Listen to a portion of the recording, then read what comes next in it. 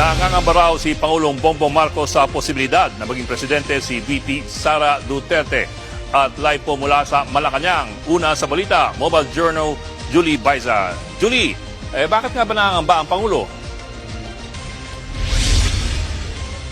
Bok pangamba raw ni Pangulong Bongbong Marcos na baka raw baliktarin ni Vice President Sara Duterte yung mga programa at reforma ng kanyang administrasyon kapag siya naging Pangulo sa 2028.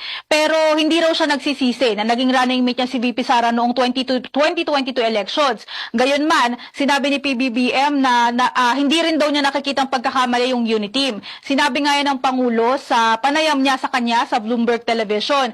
Bok sa press briefing naman ng Malacanang, ipinunto ni Palace Press Officer Claire Castro na may mga pagkakaiba na raw ngayon sina PBBM at si VP Sara.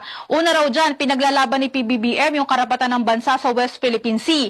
Pangalawa, nagtatrabaho raw ang Pangulo at hindi nagbabakasyon. Pangatlo, hindi rin daw siya naninira o nagbabanta sa buhay ng tao. At pang-apat, pinapanagot daw ni PBBM yung mga dapat managot sa iba't ibang issue gaya nga ng flood control scandals.